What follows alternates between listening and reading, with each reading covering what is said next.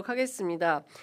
이재명 대통령 연일 SNS 정치를 굉장히 적극적으로 하시는데 이스라엘 반인권 문제를 직격했어요. 대한민국 대통령 가운데 아마 처음 있는 일인 것 같거든요. 왜냐하면 그동안 무슨 이유에서인지 남의 나라에 대해서는 좋은 얘기는 많이 해도 비판하는 얘기는 잘 하지 않았어요. 그러니까 북한에 대해서는 엄청 세게 비판을 많이 했지만 이스라엘 뭐 서방 아무도 얘기 안 했는데 이재명 대통령이 처음 이야기를 한 겁니다. 그 시발은 그 이스라엘 군이 팔레스타인 아이를 물론 이제 그 시신이라고 해요. 그걸 발로 밀어서 떨어뜨리는 그런 장면이 진짜 반인도주의적이고 있을 수 없는 전쟁 범죄다. 이걸 인용을 했습니다.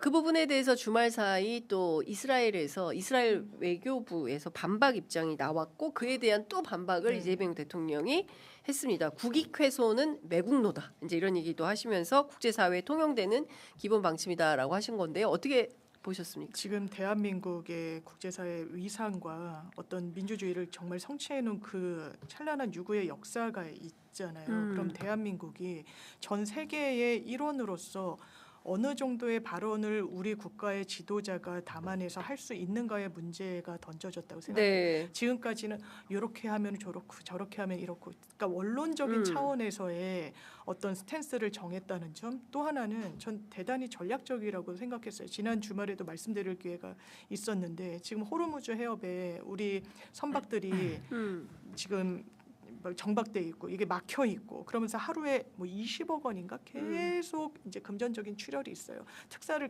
아주 급하게 파견하고 협상을 끌어내야 되는 상황 속에서의 어떤 전략과 지략도 전 전제가 돼 있는 것 같습니다. 그러니까 다중 포석이 있다. 그리고 이 부분이 국민의힘은 정말 앵무새처럼 떠드는 게 한미동맹 뭐 이런데 이건 미국도 이런 이스라엘의 행태에 대해서는 지적을 했던 부분인 거예요. 네. 지연 말단적으로 이게 예전이 아니라 대통령이 처음에 SNS 올릴 때도 이게 사실입니까? 라고 하면서 이 영상은 정말 있었던 거니까요. 그 당시에 이스라엘에서 그럼 아이 시신은 그렇게 처리해도 되는 겁니까? 그 인권과 관련해서 제발 국민의힘 이중자 때 얘기하지 마시고 이런 부분에 대한 우리가 정말 공론의 장에서 물음표를 대통령이 저 던져줬다라고 생각합니다. 네, 어떻게 보세요? 근데 저는 지금 이제 비판을 하는 사람들을 보면 이제 국민의힘이나 개혁신당 소속 정치인들이 많아요. 근데 그분들이 얘기하는 걸 제가 요약해 보면. 왜 SNS를 이렇게 활용을 해서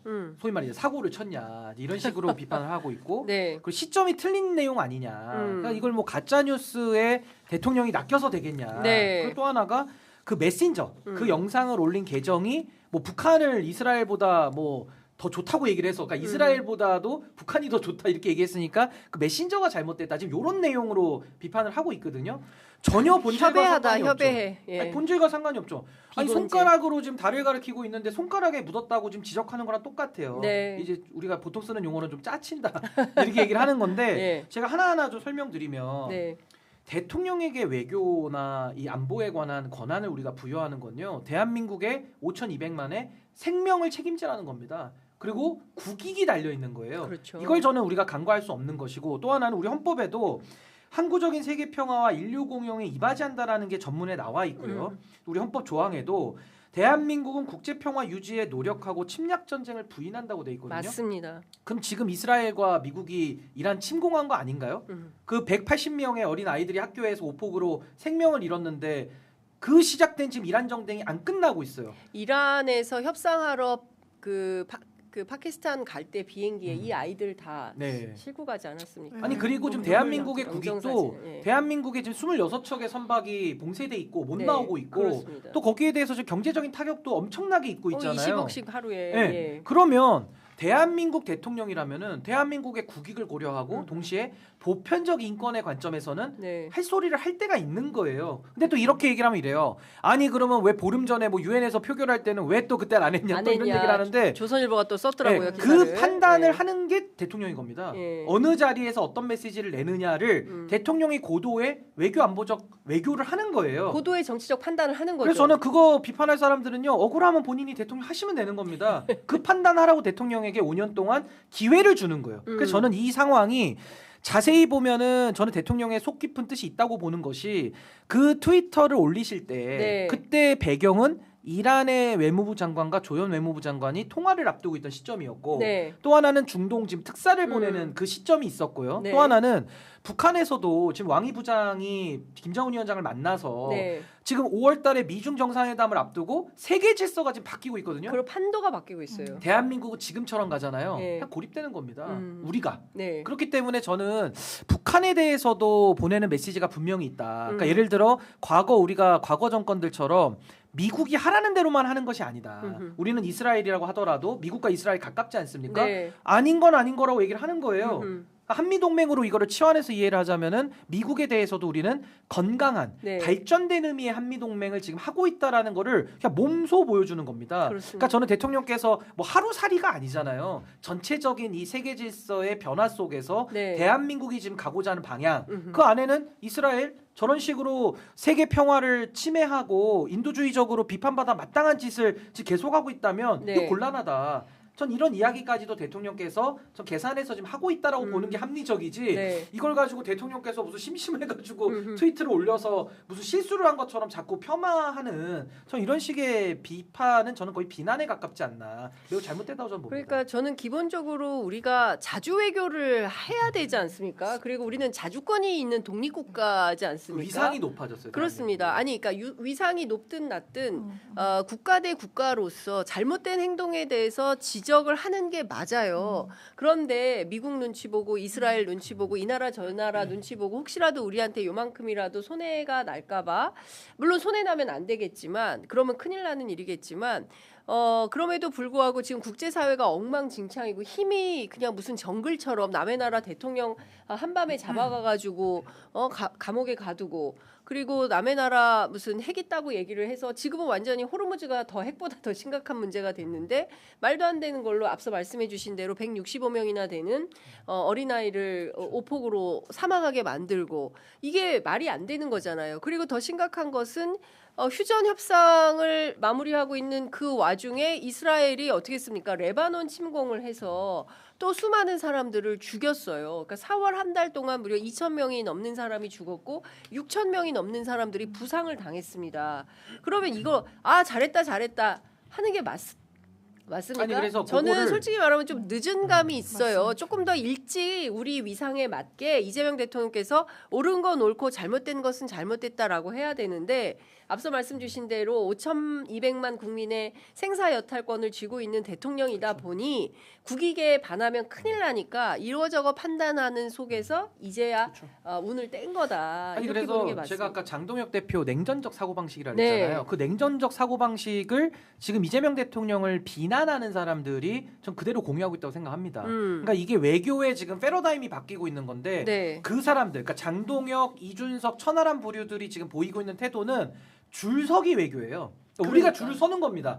미국 궁뎅이만 쫓아다녀야지 우리가 산다라는 냉전적 사고방식에 그러니까 한미일 매여 있어요. 맨날 한미일 뭐 무슨 동맹적 사고 네, 줄서기 외교. 네. 이거 윤석열이도 했던 겁니다. 그렇습니다. 줄서기예요. 그냥 네. 미국의 총알바지만 해라 이거예요. 근데 예. 그게 아니라 이재명 대통령은 이 대전환의 시대 때 리더십 외교를 하는 거죠. 그러니까 대한민국이 지금 규범적 질서가 다 파괴되고 있습니다. 그렇습니다. 이대로 가면 이제 세계 자체가 예. 다 불안해지는 거예요. 그 WTO 체제도 지금 모든 망가졌죠. 규범 체제가. 유엔 안보리도 네. 무력화됐죠. 지금 모든 세계 질서가 완전히 다 바뀌고 근데 있어요. 그게 트럼프랑 네타냐후 때문에 그렇다는 맞습니다. 거예요. 그 본질이. 예. 그래서 저는 우리가 혼자 그러는 것도 아니고 프랑스도 그렇고 유럽도 그렇고 영국도 일본도 그렇고. 그렇고 지금 세계 우리가 외교라는 게 있잖아요. 이제 우리는 리더십 외교를 통해서 물론 우리의 힘을 과신할 수는 없죠. 우리의 힘을 지금까지 쌓아온 만큼은 써야 되는 것인데 저는 지금의 상황에서 대통령께서 외교를 하고 계시는데 이게 전통적 개념에서의 그런 외교 방식으로는 안 보일 수는 있어서 이질감은 있겠지만 저는 지금 새로운 시대에 대통령께서 하나의 이 세계 질서를 짜는데 우리 대한민국이 저는 아주 깊숙하게 전 동참하는 것은 매우 바람직하다고 생각합니다. 그렇죠. 저는. 우리 그런 면에 비하면 사실은 우리 외교부의 성명이 저는 조금 많이 아쉽다라는 생각이 좀 듭니다.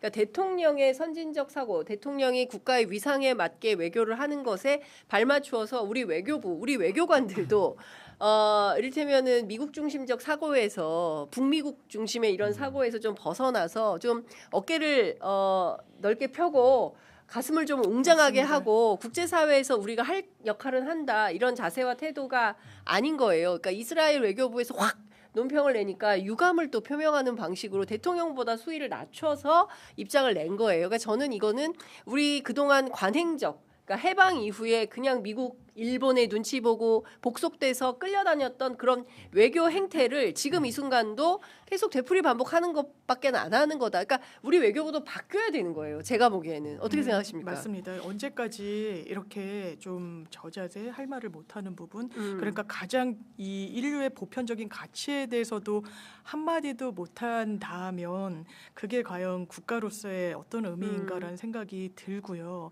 지금도 이렇게 했을 때 이스라엘과 뭐 왜 굳이 이런 이야기를 하느냐라고 이야기를 하고 있어요. 그런데 이것도 저는 이제 실용주의자 이재명 대통령의 좀 면모가 드러나는 것 같은데 이제 이스라엘과 관련해서는 이제 균형추를 맞춰 본다면 어떤 국익과 관련해서는 지금 중동과 관련한 좀 관리가 더 필요한 부분도 있고 네. 그렇다면 이거를 협상의 지렛대로 삼을 수 있는 부분도 있고 그리고 더 근본적이고 원론적인 거는 이렇게 전쟁 범죄를 용인하는 이런 왜냐하면 EU의 몇몇 국가들도 입장을 그런 맥락에서 내는 거 아니겠습니까? 그런 건 역사에 기록되는 거예요. 대통령이 대한민국의 수장이 지도자가 국민들의 뜻을 모아서 어떤 입장을 내는지 그리고 이스라엘도 국내 정치 타격용으로 이걸 끌고 간다는 게 그 현재 언론에서도 나오는 부분 아니겠습니까? 네. 여기에 대한 종합적인 전 고려가 있었다고 생각합니다. 아니 네. 그리고 저분들이 항상 얘기하는 게 왜 우크라이나 전쟁 때는 보편같이 또 침묵하다가 왜 지금은 또 목소리 내냐 기준이 잘못됐다 뭐 이런 얘기들을 해요. 일면 그렇게 보이죠. 근데 실상은 그렇지 않아요. 아니 보편적 가치라는 거는 사실 우리가 뭐 밥 먹을 때도 생각하고 네. 잘 때도 생각하는 게 맞아요. 근데 외교의 무대 하에서는 대통령께서도 보편적 가치를 가지고 모든 분쟁 지역에 다 개입할 수 있습니까? 그건 그렇죠. 아닌 거예요. 예. 그러니까 대한민국의 국익과 관련돼서 이 네. 저울에 위에 올려놓는 거죠. 네. 개입을 하는 게 맞아? 안 하는 게 맞아? 조금이라도 더 높으면 하는 거예요. 네. 그러니까 전 이번에도 그래요. 만약에 이제 호르무즈 해협이 아니고 다른 지역에서 이런 문제가 났다라고 하면 대통령께서 이렇게까지 하실 일은 없겠죠. 근데 이 사안은 지금 대한민국 국민들이 지금 그 안에 억눌려 있는 거고 또 지금 이란발 이 경제 위기가 대한민국 국민들에게 엄청난 고통을 주고 있잖아요. 아니 제가 창원에 갔는데요. 창원의 과일 가게에서 장바구니 사용을 해주세요. 비닐봉투 수급에 네. 어려움이 있어서 비닐봉지를 그러시니까요. 예전처럼 드릴 수가 없습니다. 그러니까 저는 두 가지인데 하나는 우리가 비닐을 너무 많이 썼어요 그동안. 그래서 이 잠에 정말 장바구니 그 젊은 오히려 나이 드신 분들은 막 비닐을 가져가려고 하는데 우리 신 변호사님이나 장 변호사님 젊은 사람들은 막 갖고 다니잖아요. 필요 이거를. 없다. 네. 장바구니 주세요. 지금 이렇게 난리통에 무슨 비닐 씁니까? 장바구니 쓰겠습니다. 이렇게 하신다는 너무 감사하다는 그 상인분이. 그러니까 이런 게 하나가 있고 또 한 측면에서는 그 이렇게 전반적으로 우리한테 삶에 심각한 위기가 옴에도 불구하고 여전히 그런 엉뚱한 소리를 하고 있는 정치권이 너무 한심하고 답답한 아니 그러니까 거죠. 네. 생명과 아까 생명, 안전 네. 그리고 에너지, 네. 경제 모든 게 지금 대한민국에 영향을 주고 있는 그렇습니다. 상황에서 그 국익을 놓고 대통령이 만약에 얘기를 안 하면요. 그럼 대통령 왜 뽑습니까? 그럼 대통령은 그냥 구경만 하는 게 대통령이에요? 그러니까 저는 지금 뭐 이준석 의원도 오늘 뭐 입장 내고 천하람 의원까지 총 공세를 하려고 지금 하는데 저는 좀 제발 나라를 좀 생각하면서 정치 좀 해라. 그래서 대통령께서도 최근에 매국이라는 얘기를 하신 거예요. 그리고 그렇죠. 저도 보수의 종말 얘기할 때 5대 종말 과제 중에 하나가 매국 보수가 있어요. 거기는 그러니까. 매국과 셀럽 보수 두 개에 해당해요. 대통령께서 그 신 변호사님 책을 보신 거 아닌가? 매국 보수. 제 책은 구하기 어렵습니다. 많은 사람들이 지금 라면 받침대로 썼기 때문에. 아니에요. 근데 인재 알아볼 거예요. 인재 예. 가치를. 아니 그래서 저는 좀 이거는 정말 중요한 문제고. 맞습니다. 대통령께서 국익을 고려해서 외교를 한다라는 신뢰가 없으니까 그 사람들은 그런 이야기를 하는 거고 오히려 아니 국민들이 그러면 갖고 있는 제가 궁금한 건데 천하람 의원이나 이준석 의원은 이스라엘이 잘했다는 거예요? 그런 논리죠. 쉽게 와. 말해서 대통령이 입장을 안 내므로써 예. 이스라엘과 미국의 입장을 예. 오히려 더 소극적으로 지지해줘야 된다라는 그런 얘기거든요. 사실은. 그러니까 왜 굳이 결과론적으로 나서냐 뭐 네. 이런 얘기이기 때문에 저는 이제 그분들이 아니 굳이 나서지 않으면 뭐 가만히 있으라는 아니 거예요? 그러니까 추경 때도 똑같잖아요. 하지 말라는 거예요. 근데 하지 말라 그러면 본인들이 대안을 가지고서 하지 말라 그러면 대화가 되는데 그냥 하지 마. 그럼 대통령은 또 구경만 하고 있으라는 정치 거예요. 왜 하는 거예요? 그럼 대통령 왜 뽑아요? 그러니까 그러니까 이거는 말이 안 저는 좀 된다. 비판을 위한 비판. 이건 아니 이제 그분들 젊은 정치인들 아니에요? 하여튼 뭐 아유, 그렇습니다. 참. 상황이 그렇습니다. 그래서 저는 네. 이런 식으로 비난을 하면 오히려 이거는 대한민국의 국력을 더 약화시키는 쪽이고 당당하게 그럼 본인들도 대안을 얘기하면서 얘기를 하자는 거예요. 솔직히 말하면 그 이스라엘의 가자 침공 뭐 걸핏하면 그냥 무슨 조폭이 동네 양아치들 풀어가지고 그 시장 상인들 뭐 발로 차고 다니면 우리 일제강점기 때 그런 거 많이 겪었잖아요. 우리 선조들이 가자에 대한 그런 방식, 레바논에 대한 그런 방식. 우리도 피해자였으니까. 그렇죠. 예. 그 보면은 이스라엘에 대해서 정말 솔직히 말하면 불기둥이 솟죠. 그러나 지금 당면에서 우리가 다 모든 전 세계의 모든 다할순 현안에 대해서 없고. 우리가 다 할 수 없고 동북아도 우리도 심각하고 또 북한 변수도 있고 하니까 우리는 우리 살기 바빠서 거기까지 신경 쓰지 못했지만 지금 당장 호르무즈 해협이 막히면서 이 문제가 전 세계 특히 대한민국에게 큰 피해를 주기 때문에 대통령인 이재명 정치인은 불가피하게 나설 수밖에 불가피하게 없는 이 거예요. 문제에 대해서 언급하지 않을 수가 그쵸. 없는 거예요. 그러면 한국의 정치인들은 여야 불문하고 이 문제에 대해서 공동 대응하는 게 맞지. 여기서 이스라엘 편을 들고 있으면 그 나라 어느 나라 정치인입니까? 아니 그러니까 코스피 올라갈 때도 네. 개혁발이라고 하면서 조롱했던 당이거든요. 그러니까 그런 식으로 경제 정책도 오히려 코스피 떨어지기를 기도할 겁니다. 제가 볼 때는 개혁발이라고 조롱하니까. 근데 지금은 개혁발이 아니라 이렇게까지 코스피도 정상화 시켜놨거든요. 네. 그러니까 결국 대통령은 결과 책임이고 무한 책임을 지는 무거운 자리예요. 그렇습니다. 국민들을 보호해야 되고 생명과 안전을 지켜야 되는 자리예요. 근데 음. 거기에 대해서 본인들이 무슨 건수 잡은 것처럼 저렇게 신난 모양으로 들이박는 것은 저는 정말 저 사람들이 참 마음속에 국민들을 향한 마음, 국민들의 삶을 생각하는 생각이 도대체 있는 거냐 없는 거냐를 전 역으로 묻고 싶은 심정이다. 대통령의 솔직히- 역할을 하는 거예요 지금. 예, 솔직히 말하면 전직 대통령들도 다 이렇게 했어야 했다고 생각합니다. 예, 저는 그 김대중 대통령, 노무현 대통령께서 잘한다, 박수 이러실 것 같아요. 그렇지 않겠습니까? 네. 인권과 평화, 그렇죠. 그런 관점에서 보면, 아니 잘못된 건 잘못됐다고 우리가 말할 수 있어야지. 잘못된 그러니까요. 것도 잘못됐다고 말도 못해온 그 동안이 사실은 비겁하게 살 수밖에 그렇죠. 없었죠. 통절한 네. 우리의 역사가 정말 그 미국 아니면 안 되는 그런 형편에 놓여 있었기 때문에 그랬던 측면이 있는데 지금 그런 상황이 아닌 거잖아요. 국제 질서가. 그렇죠. 예. 그러니까 침묵은 어떻게 보면 사실상에 저희가 소송법에서도 네. 침묵하면 인정이라고 소송법상 보거든요. 그래요? 불리해지죠. 민사소송에서 어. 자백간주 뭐 이런 네, 거예요. 자백간주. 그런데 그게 침묵하면 우리 현실에서도 절대 침묵하면 안 되는구나. 크게 다르지 않잖아요. 예. 침묵이란 게 비겁함과 등치되는 경우가 있잖아요. 맞아요. 이런 운전 하나 문제 그래요. 차리고. 네, 맞아요. 말씀 주셨다시피 특히 인권과 평화와 특히 아동들과 음. 관련해서 더 그렇죠. 이런 부분에 대해서 침묵을 강요하면서 이게 근데 본인들의 신념인지도 저 야당 모르겠어요.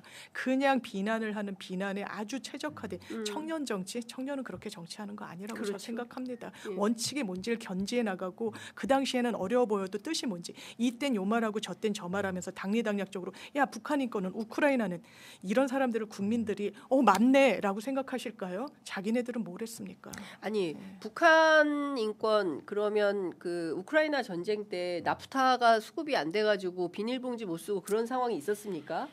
그거 다른 아니잖아요. 얘기를 가지고 전혀 하는 다른 얘기를 거고 가지고. 또 하나는 보편의 관점에서 이준석 의원 같은 사람은 음. 러시아 우크라이나 때도 입장을 내자는 거였어요. 근데 그때는 저는 이제 국익의 관점에서는 뭐 굳이 그때는 낼 필요가 예. 없었다는 판단은 또 달릴 수가 있는 그렇죠. 건데 그럼 본인은 보편적 가치를 늘 내자고 하거든요. 음. 그럼 지금 이재명 대통령이 냈으면 이건 박수를 쳐야지. 그렇죠. 또 인자 가지고는 자신의 기준을 또 바꿔가지고 입장을 내는 걸 가지고 또 비판을 하거든요. 그러니까 이거는 뭐냐면 전형적으로 일어서면은 일어선다고 비판하는 거고 앉으면 또 앉았다고 비판하는 거예요. 그러니까 이러면은 경제 정책을 쓸 수가 없죠. 경제도 뭐 돈을 풀면은 푼다고 뭐라 그러고 돈을 또 안 풀면은 두 손 두 발 지금 가만히 구경만 한다고 또 비판하는 거거든요. 네. 그러니까 전 이런 식의 좀 정치를 올바르게 해야 되는데 뭐든지 정치적인 이익만을 쫓아가려고 계산을 하다 보니까 사람의 생명과 경제 위기 이거 가지고도 본인 표계상만 하면 이런 이준석 부류의 정치인들 반응이 나오는 거예요. 그러니까요. 그러니까 전 이렇게 가서는 올바른 정치가 될 수가 없다. 그리고 하나만 더 말씀드리면 네. 침묵 있잖아요. 음. 아니 과거에 이원석 총장 같은 사람도 요즘에 입장 많이 내대요. 네. 근데 제가 그분도 비판할 수밖에 없는 게 왜 윤석열 시대 때는 침묵했습니까? 그러니까. 근데 지금은 또 목소리를 내요. 그러니까 이게 이율배반적이잖아요. 목소리를 낼 거면 그때 냈어야지 윤석열 그러니까 때.